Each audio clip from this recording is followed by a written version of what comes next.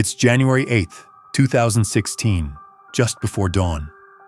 A team of Mexican Marines sits inside an armored truck on a quiet street in Los Mochis, Sinaloa. They have been tracking their target for months. They know he is here. The Marines move in.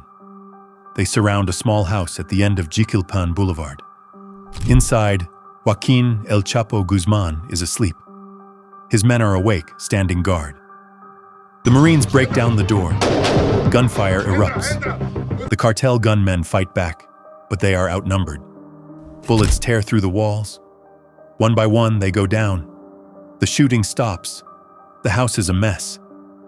Bullet casings litter the floor. Blood stains the tile. The Marines move quickly, clearing every room. But El Chapo is gone. He has slipped into a hidden tunnel beneath the house. It leads to the city's sewer system. He and his right-hand man, El Cholo Ivan, crawl through the darkness, knee-deep in filth, desperate to escape. A few blocks away, a sewer grate rattles. Two men climb out, covered in dirt and sewage water. They stop a car, force the driver out, and speed away. The Marines are close behind. The stolen car races down the highway, but it doesn't get far. A military checkpoint blocks the road. The car screeches to a stop. Armed men surround it. One of the men is short, stocky, with thick black hair and a mustache. His clothes are soaked, his hands shaking. He lifts them in surrender. He says he's just passing through, but the Marines know better. The other man, leaner and younger, stares them down and reaches for his gun.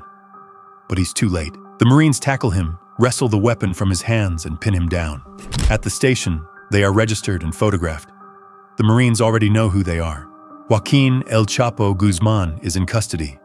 If history has taught us anything, it's that capturing him is one thing, keeping him locked up is another. The late 80s and early 90s were the golden age of drug lords. Pablo Escobar, the Cali Cartel, Amado Carrillo Fuentes. Ruthless men who built empires worth billions. But one of them stands out. Joaquin Guzman Loera, El Chapo. Joaquin Guzman Loera was born on April 4th, 1957, in La Tuna, a small village in the mountains of Sinaloa, Mexico. His family is poor. His father grows opium poppies and sells the raw product to drug traffickers. Money is scarce. Food is never enough. There are accounts that say his father was abusive and absent. His mother, a religious woman, tries to keep him on the right path. But the young Joaquin already sees the truth, that the only way out of poverty is crime. By his late teens, Guzman had made his way into the drug world, working under Miguel Angel Felix Gallardo, the man known as the godfather of the Mexican drug trade. The cartel operated like a corporation, but Guzman wasn't just another employee. He proved himself through his brutality, his intelligence, and his ability to move massive amounts of product without attracting unnecessary attention. When Felix Gallardo was arrested in 1989, the organization divided. Guzman saw his opportunity. The Sinaloa cartel was born, and soon it would become the most powerful drug empire in history. At its peak, his cartel smuggled between 200 and 300 tons of cocaine into the United States every year. That meant that on any given day, at least 1 or 2 tons of cocaine crossed the border under his orders. Cocaine wasn't his only business. He moved vast amounts of heroin, methamphetamine, and marijuana. His cartel flooded the U.S. market with drugs, and by the late 90s, he had become the #1 supplier of narcotics in North America. His smuggling methods were unmatched. He pioneered the use of tunnels to transport drugs under the U.S.-Mexico border, some of them equipped with lighting, ventilation, and even rail systems. He also used private jets, cargo ships, and submarines. His network of corrupt officials ensured his shipments passed through customs unnoticed. He didn't just control the drug trade, he lived like a king. El Chapo made billions of dollars from drug trafficking, and he spent his money in many ways. He lived a life of extreme luxury, but most of his spending was focused on protecting himself, maintaining control over his cartel, and keeping the right people loyal to him. Bribes kept him untouchable, from small-town cops to top government officials. Security was another major expense. He surrounded himself with heavily armed guards and traveled in armored vehicles to avoid being ambushed. His safe houses were designed to protect him and help him escape if necessary. Many of them had underground tunnels leading to other locations, allowing him to disappear in seconds if authorities got too close. He never stayed in one place for too long, always making sure he had multiple escape plans. Even though he was constantly moving, El Chapo still enjoyed a life of luxury. He owned multiple properties, including mansions, ranches, and secret hideouts. Some of these homes were filled with expensive furniture, artwork, and other high-end items. He collected designer clothes, watches, and jewelry. He also had a fleet of luxury cars, though he couldn't always drive them freely due to the risk of being recognized. His wedding to Emma Coronel in 2007 was a lavish event, with expensive food, music, and high-profile guests. He made sure his family lived comfortably, even when he was constantly on the move. Despite all his wealth, his lifestyle was never completely stable. Being the head of a cartel meant constantly watching his back, knowing that both law enforcement and rival criminals wanted to take him down. To the world, El Chapo was a ruthless kingpin, but in Sinaloa, he was something more. He paved roads in poor communities, built schools, and even funded hospitals. He provided jobs in a region abandoned by the government, where poverty left people with few choices. He handed out cash to struggling families, paid for funerals, and even covered medical expenses for those who couldn't afford treatment. In Sinaloa, some saw him as a Robin Hood figure, a man who took from the wealthy and gave to the poor. In interviews, locals spoke of his generosity. They said he gave out food during Christmas, paid for weddings, and protected his people. He wasn't just a drug lord, but his kindness had limits. If someone betrayed him, he wouldn't forgive. If a rival challenged him, he destroyed them. For every school he built, there was a mass grave somewhere else. By the early 1990s, El Chapo had become one of the most wanted men in Mexico. His cartel controlled a massive portion of the cocaine trade, moving tons of drugs into the U.S. every month. But with power came enemies. In 1993, his rivals, the Tijuana cartel, tried to kill him. They ambushed him at an airport in Guadalajara, spraying gunfire at his convoy. But they missed their target. Instead, they killed Cardinal Juan Jesus Posadas Ocampo, a high-ranking Catholic official. The murder of a cardinal was too much for the Mexican government to ignore. The manhunt for El Chapo intensified. Within weeks, authorities tracked him to Guatemala, where he was arrested and extradited back to Mexico. He was sentenced to 20 years in prison for drug trafficking, murder, and organized crime. But for El Chapo, a prison sentence didn't mean the end. Inside Puente Grande, he lived like a king. He bribed guards, officials, even the prison director. He had access to drugs, alcohol, cell phones, gourmet meals, even prostitutes. He continued running the Sinaloa cartel from behind bars, making deals, ordering assassinations, and expanding his empire. And then, after 8 years, he was ready to leave. The night of his escape was meticulously planned. The prison's cameras were conveniently turned off, the guards looked the other way, and the doors were left open. The popular story is that El Chapo hid inside a laundry cart, pushed out by a bribed prison worker. But many believe that he simply walked out through the front gates, escorted by corrupt guards. Either way, he was gone. And for the next 13 years, he was untouchable. With his newfound freedom, El Chapo expanded the Sinaloa cartel's reach beyond anything the world had ever seen. He moved massive shipments of cocaine, heroin, meth, and marijuana into the U.S. Each day, up to 15 tons of drugs crossed the border, generating billions of dollars in profit. But the world was closing in.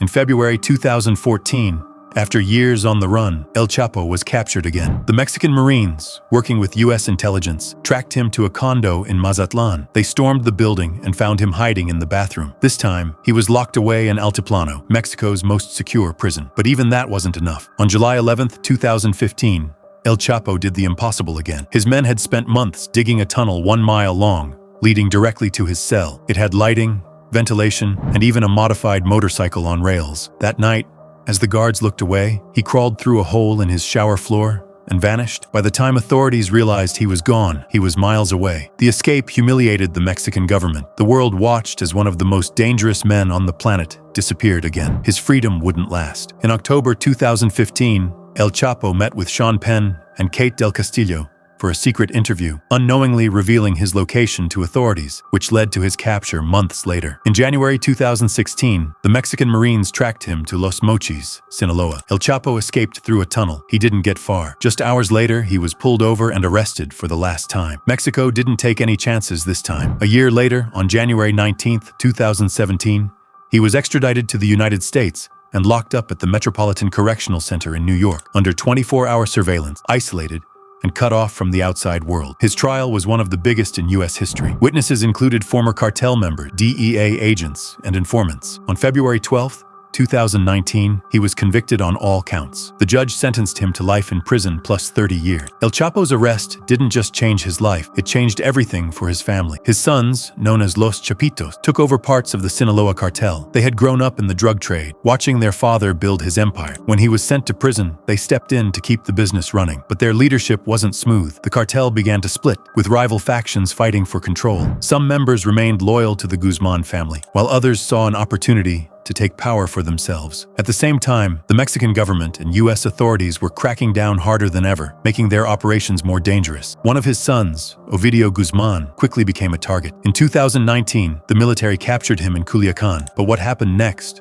shocked the world. The cartel launched a violent attack across the city, setting fires, blocking roads, and even taking hostages. The government, fearing more bloodshed, made a controversial decision by letting Ovidio go. It was a rare moment where the cartel's power seemed stronger than the state's, but the victory didn't last forever. In 2023, Mexican authorities arrested Ovidio again. This time, they were prepared. Despite more violence in the streets, they held their ground. He was later extradited to the U.S., just like his father. El Chapo's wife, Emma Coronel, also got caught in the fallout. She had lived a glamorous life, appearing in the media and even launching a fashion brand. Behind the scenes, she had helped her husband run his operations. In 2021, U.S. authorities arrested her, charging her with conspiracy to distribute drugs. Emma was sentenced to 3 years in prison, but her punishment was lighter than expected. In 2023, she was released. While she stayed out of the spotlight afterward, many believed she still had ties to the cartel. One of his daughters, Alejandrina Guzmán, gained attention in 2020 when she distributed aid packages with her father's image to struggling families in Mexico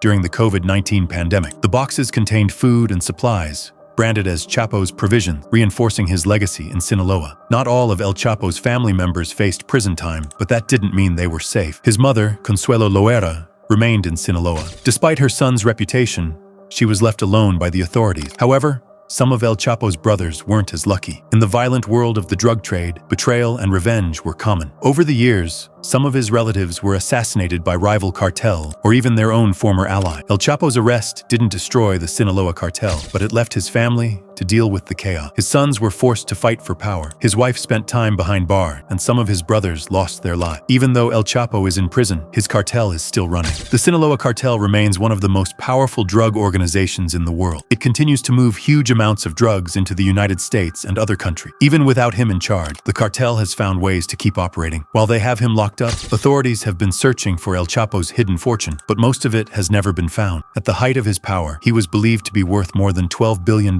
Instead of keeping his money in one place, he spread it out. Some was laundered through businesses, some was hidden in bank accounts under different names, and some may have been buried in secret locations across Mexico. There are rumors that he used a network of trusted people to protect his money, making it nearly impossible for the government to track it down. Today, El Chapo is locked away in ADX Florence, Colorado, the most secure prison in the United States. The Sinaloa cartel has adapted, making new alliances and finding new ways to do business. The fight between drug cartels, law enforcement, and governments has not ended, and El Chapo's influence can still be felt in the ongoing war over the drug trade. His story has been the subject of multiple books, documentaries, and TV series. Netflix's El Chapo dramatized his rise and fall, while shows like Narcos, Mexico referenced his impact on the drug trade. Journalists and authors have written extensively about his life, including Hunting El Chapo by Andrew Hogan and Douglas Century. His criminal empire may be weakened, but his legend continues to grow in pop culture.